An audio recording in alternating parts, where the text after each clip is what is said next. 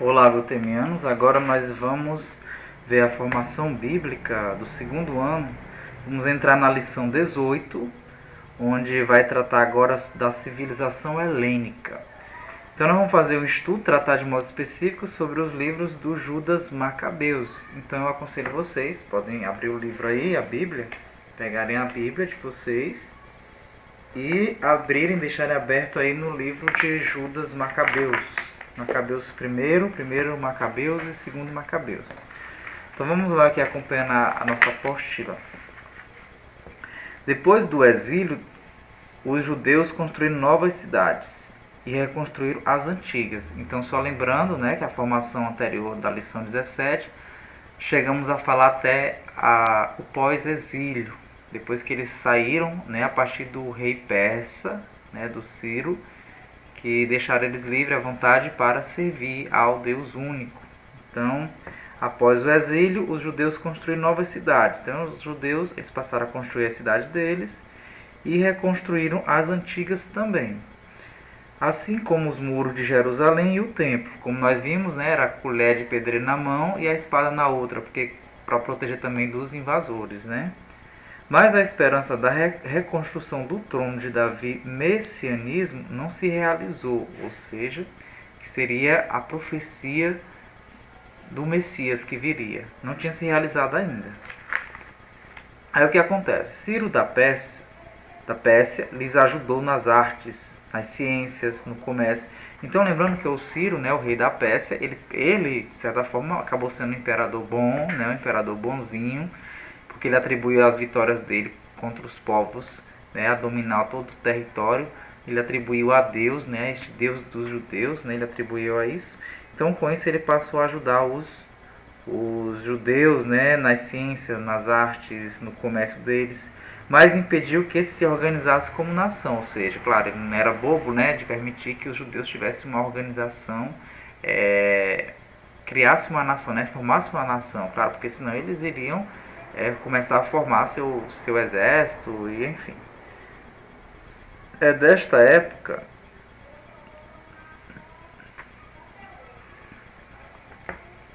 vamos continuar aqui. É desta época que tomam o nome de judeus, pois ambos os reinos se unificam e passam a serem tributários da Pérsia. 490 a.C.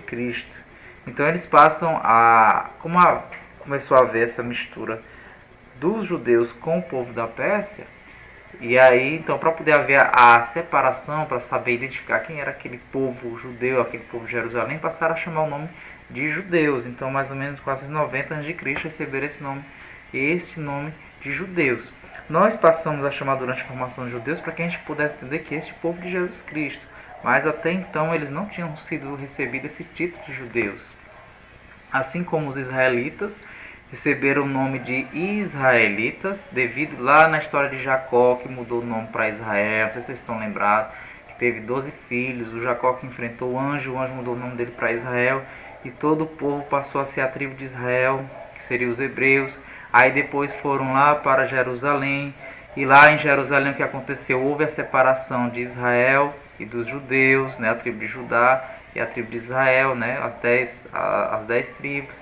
E aí houve a separação, Israel foi para o norte, lá para Samaria, e os judeus ficaram em Jerusalém, na cidade de Jerusalém. E aí depois, quando eles foram para o exílio todos, tanto a tribo de Israel como a tribo de Judá, foram lá exilados na Babilônia, ficaram lá todos juntos, misturados, as duas tribos novamente. E aí depois surge este rei da Pérsia que liberta eles, que deixa eles à vontade, entre aspas, mas impedem que eles formem uma nação. E daí, como há essa mesclagem, essa mistura entre os judeus lá em Jerusalém com o povo da Pérsia, então passaram a ser adotados os judeus, aquele povo que é do Deus único, que segue a Torá. Então, mais tarde, a Grécia domina todos os povos. Aí agora chega o Império da Grécia. Como a gente vê, cada potência em sua época vai dominando os territórios. E aí depois agora nós vamos ver o Império da Grécia, a Grécia que começa a dominar. Em 525 o Egito e depois 490 a Pérsia. Então antes da Pérsia foram os egípcios, né? Impondo aos povos dominados o idioma, a filosofia e os costumes. Então, como sempre, como era de costume todo o império dominante, impor o quê? Todo o império dominante, o que eles obrigavam os povos dominados a fazerem? Tinha que aprender o idioma deles, tinha que aprender a filosofia deles. O que é a filosofia deles? É a pensar como eles, a ter os ideais deles, a procurar viver os pensamentos e as ideias deles, e também procurar viver os costumes dele, as práticas dele, se era religiosa, prática política, seja lá o que for, seja, eles eram obrigados, os povos dominantes. Só que a diferença que acontecia quando se dominava o povo de Deus é que havia resistência por parte de alguns. Alguns estavam dispostos a morrerem para não negar a sua verdadeira fé. Outros não, outros acabavam mudando mesmo suas ideias e seus pensamentos. É o que nós vamos ver aqui durante esse decorrer da história dos judeus, né? Que na verdade eles eram os guerreiros que se organizaram para combater contra os gregos. É isso que nós vamos ver aqui. Então foi nesta época, né, depois da Pérsia, que libertou os judeus, estavam vivendo, parecia que estavam vivendo numa boa agora. Aí depois surge o período chamado helênico, que é dos gregos, que se refundiram muitos livros dos profetas e outros mais.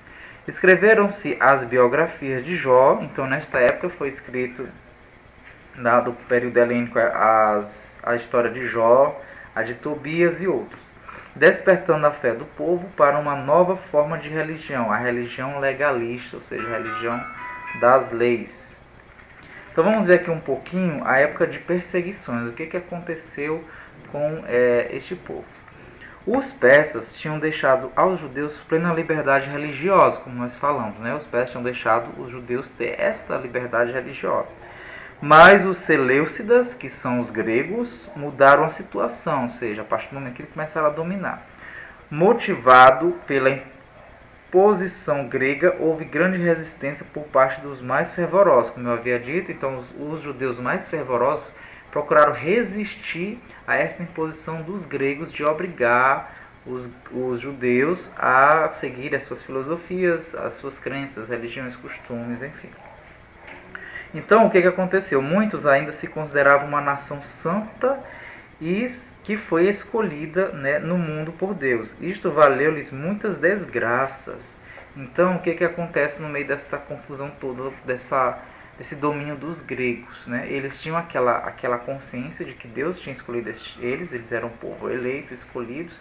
Então, eles pensaram o seguinte: nós não vamos dar o braço a torcer para este povo inimigo, os gregos, nós vamos lutar.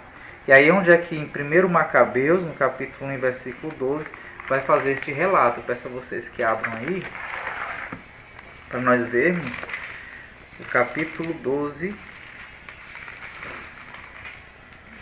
perdão, é o Macabeus, o livro 1 Macabeus, Judas Macabeus, o capítulo 1, o versículo 12, diz o seguinte: essa proposta agradou a muita gente, ou seja, era a proposta de que os povos dos gregos, essa confusão dos gregos de tomarem posse e aderirem à cultura dos gregos. Então era isso que eles estavam querendo, mas teve aqueles que houve resistência. Não vou ler mais para a gente não demorar. E também vai falar das perseguições, né, em Macabeus 1, versículo 41. Aí o que acontece? A pressão feita pela Grécia, quem foi que fez essa pressão foi na época do reinado do império do rei Antíoco IV, né? Epífanes. Isso vocês veem até nos estudos de história. Fez adotar os costumes gregos. Então o Antíoco IV fez adotar os costumes gregos. Chegaram a fundar um campo de esportes em Jerusalém e adotar os costumes pagãos. Ou seja, é a partir daí que vai começar a ter também escritos na linguagem grega, né? Como eu havia falado, os judeus passaram a ser obrigados a aderir aos costumes dos gregos.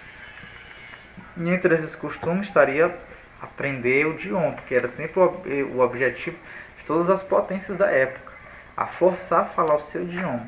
Hoje nós também sofremos de certa forma esta pressão, mas de uma forma mais light, que é falar o inglês. O inglês está sendo uma linguagem a nível universal, né? Então, de forma mais light, você está sendo forçado a aprender o inglês.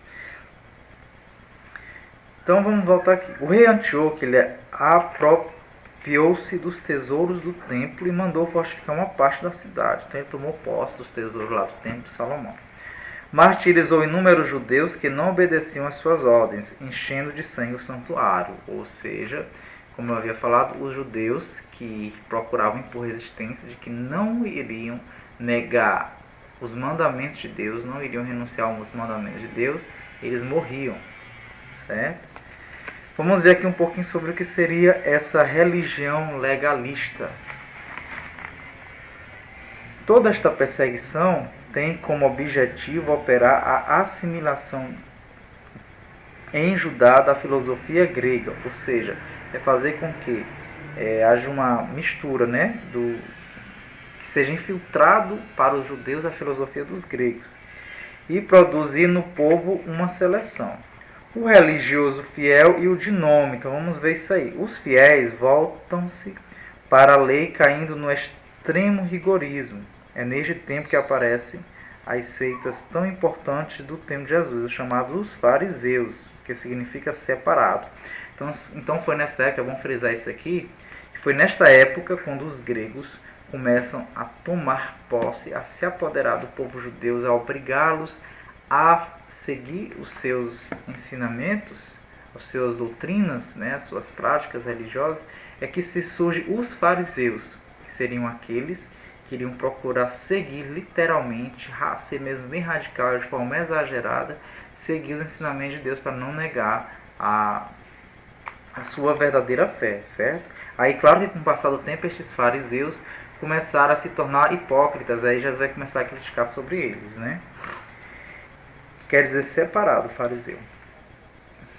Eles não se contaminavam com os outros, aquela história, não vão misturar com os pagãos, né? Como eles sempre acreditavam desde o Antigo Testamento, que Deus dizia para não misturar com os povos pagãos, nem procurar que os seus filhos se casem com mulheres estrangeiras.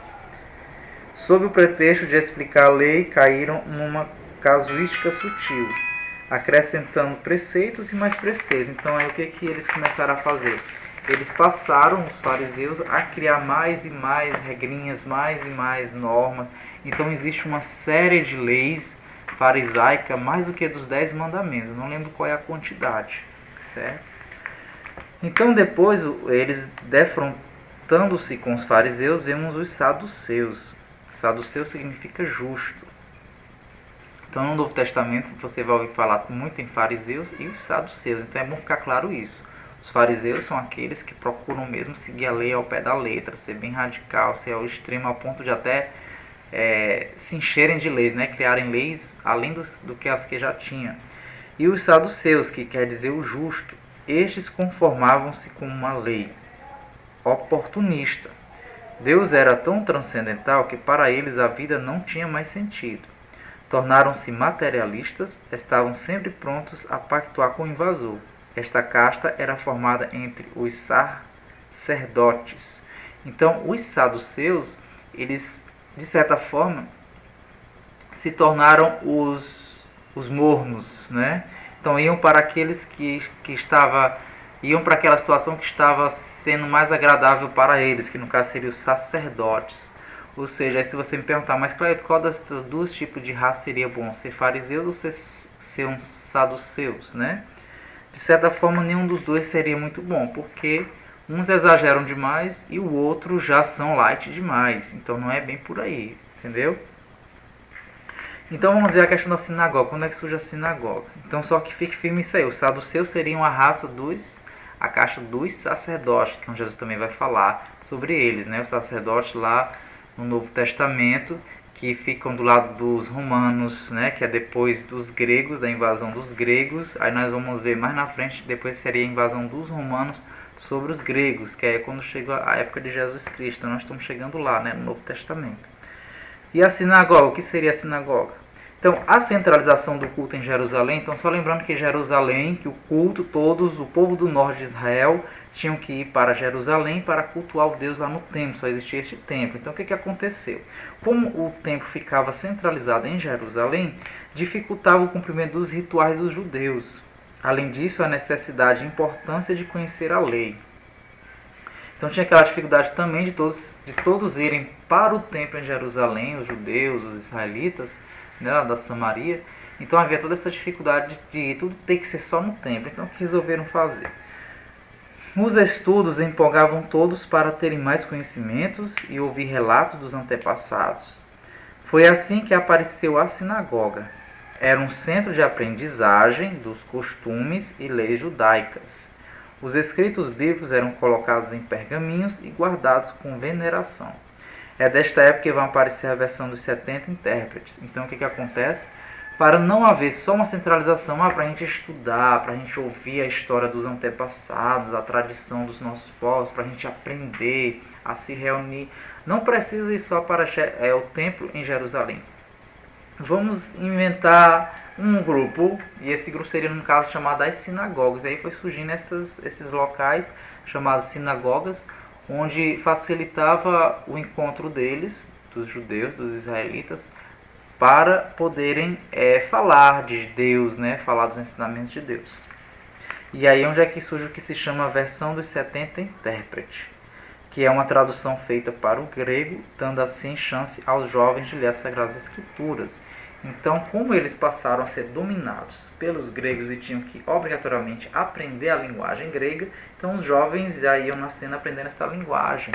Então, procuraram fazer o seguinte: então vamos agora ter que traduzir os pergaminhos para a linguagem grega, que aí os jovens judeus eles poderão aprender, conhecer a história, né?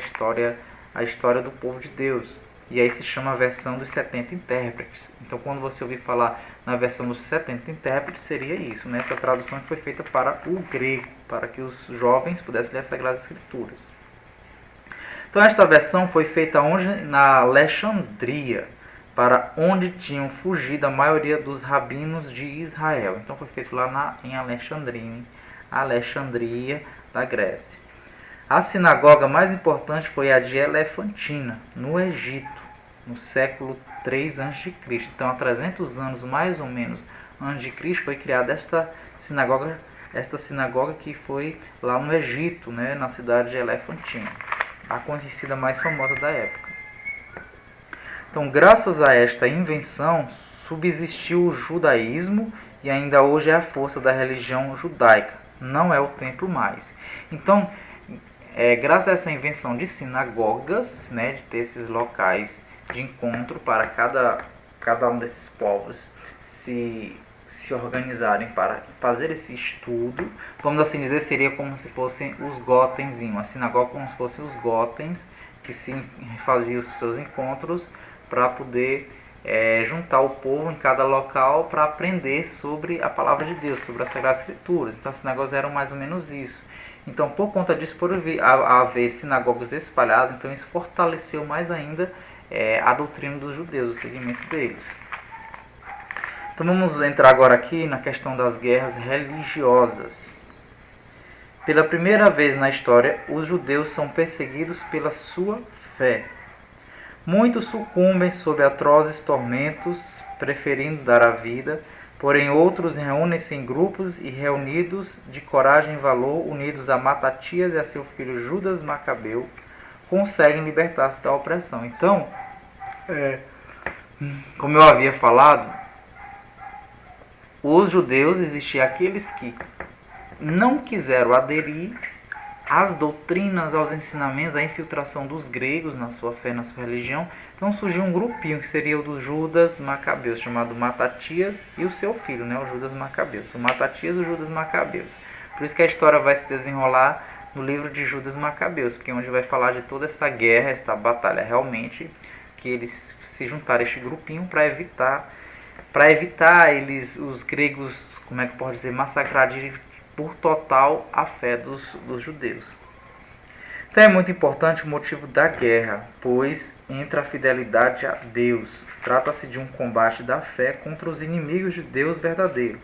Deus está com eles e vence a guerra. Então é semelhante hoje, ou no tempo das cruzadas, né? que o Papa, no tempo das cruzadas, resolveu reunir o povo católico, formar um grupo, um exército para enfrentar os muçulmanos que estavam destruindo os povos lá em Jerusalém, né? Os muçulmanos que estavam atacando, querendo destruir. Então é mais ou menos isso nessa época, né? Como estavam querendo acabar com a raça dos judeus, os gregos, querendo infiltrar e forçar o povo judeu a adorar os seus deuses, né? Os deuses lá, a deusa Atena, a deus Hércules, e enfim. Então, como estava havendo esta opressão, então claro que sempre aparece algum grupo que vá contra isso aí. Então foi isso que aconteceu da história do Judas Macabeus, que eu aconselho vocês depois lerem o livro inteiro, né, nos mínimos detalhes, na íntegra. Então, enquanto o primeiro livro do Judas Macabeus, ele vai descrever a resistência durante os anos 175 a 135 a.C. contra este imperador Antíoco Epífano. Então, vai mostrar o tempo todo, o primeiro livro do Judas Macabeus, a resistência do povo, né? Ou seja, nem todos deixaram ser levados pelos pensamentos e as filosofias dos próprios gregos, né? O segundo livro já vai narrar a vitória de Judas Macabeus contra o general Nicanor, né? que acontece por volta de mais ou menos já em 163 a.C. Então esta batalha vai acontecendo entre 175 a 163. Aí o que acontece? A vitória dos Macabeus deu aos judeus uma nova esperança de restabelecer o reino messiânico. Porém, foi por pouco, pois logo os romanos venceram os gregos e com Marco Antônio e Cleópatra todo o Oriente Médio passou a ser do Império Romano. Então, os Judas Macabeus, o seu grupinho, eles vencem, chegam a época que vence essa resistência, né, do povo helênico, mas depois, quando a gente for ver, né, entra os romanos no meio da história, né? Começa essa posse inteira. E aí quando os judeus, os Judas Macabeus, vencem toda essa resistência dos gregos, aí eles têm novamente a esperança da vinda do Messias, né? Que seria Jesus Cristo, a vinda do Salvador de uma Virgem Maria. Ele fica nessa esperança, até então, antes de chegar também o Império Romano. Então Israel perde para sempre as esperanças somente renovada com Cristo no reino messiânico espiritual. Então quando depois chegam os romanos e tomam posse do Oriente Médio todo, né, com seu império, aí os judeus voltam a perder novamente esta esperança, né? Então vamos ver aqui um pouquinho a história dos Macabeus, né? Vamos ver aqui um pouco essa história. O momento histórico.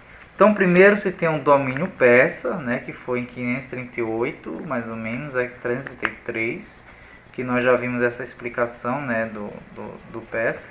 Aí depois entra o domínio grego, depois da Pérsia, né? Entra os gregos no meio da história, mais ou menos no ano 300 a.C. Os persas é mais ou menos 500 a.C. Os gregos em 300 a.C. para dominar. E depois, com este imperador Ptolomeu e Lágidas, né? Eles vão procurar conquistar os judeus, como eu havia falado. E aí depois, no ano 166, mais ou menos, a.C., começa a independência dos judeus, né? Que aproveitando-se das circunstâncias trágicas dos sírios, os judeus, comandados pela família dos Macabeus, levantaram-se contra os inimigos, a quem depois de alternativas lograram vencer e expulsar os inimigos. Depois conseguiram que o Senado romano reconhecesse a independência no ano 142 a.C. Esta independência foi fugaz, né? Então eles conseguiram por um pouco tempo, né, fizeram um acordo com os romanos para ter uma certa independência. Mas aí depois o domínio romano, ele chega entre os judeus mais ou menos no ano 60 a.C., né? Quando Pompeu ele conquistou Jerusalém. Então agora já seria os romanos, né? O imperador romano ele conquista Jerusalém, deixando de ser apenas um protetorado para ser um país vassalo, ou seja, deixar de ser um país um império onde iriam ter os seus trabalhadores, passaria a ser agora praticamente como se fossem os escravos, né, o vassalo. Pouco mais tarde, um Idumeu, Herodes o Grande, conseguiu dos romanos o título de rei da Judéia. Aí onde é que vai entrar? Mais ou menos no ano 4 a.C. Só para a gente frisar isso aqui, como é que chegou a história do Herodes, né? O Herodes, ele é um Idumeu, ele não é de origem judaica, então ele conquista os romanos, né? Ele seduz os romanos com suas lábias, e aí ele consegue esse título de rei da Judéia. E aí é onde é que vai entrar o Herodes, né, tomando de conta dos judeus, reinando para os judeus, ou seja, mais sobre a ordem, né, claro, tendo como imperador maior os romanos. Então, como ele não era judeu mesmo de sangue, ele não tinha aquela linhagem de defender a sua fé, então é por isso que ele era, como é que pode dizer, Maria vai com as outras, ele era morno, então ele ia de acordo com o que fosse favorável para ele, ou seja, de acordo com o que os romanos dessem as ordens. Então é nesta circunstância política que nasce o verdadeiro Messias, Jesus Cristo, em Belém de Judá, que seria, depois a gente vai entrar nessa história de Jesus mais na frente, né? Das nossas formações, se eu não me engano já vai ser do 3º ano, para a gente entrar nessa história de Jesus Cristo, né? Então eu espero que até aqui possa ter se esclarecido, porque essas 3 últimas formações da lição 16, 17 e 18, eu sei que elas são um pouco já mais complexas. Então, eu espero que vocês estejam acompanhando as formações desde o início, formações bíblicas, direitinho, lendo a Bíblia, assistindo os filmes, porque senão não vai ter mesmo como ter um entendimento claro sobre as Sagradas Escrituras. Então, se não vou estar falando aqui, vocês talvez não vão entender direito. Estou tentando o máximo possível aqui passar e transmitir de uma forma bem clara. Então, se tiver alguma dúvida, alguma pergunta, aquilo que não ficou claro, vocês podem me fazer, né, no grupo do WhatsApp ou então no Facebook. Então, até mais, até o próximo encontro.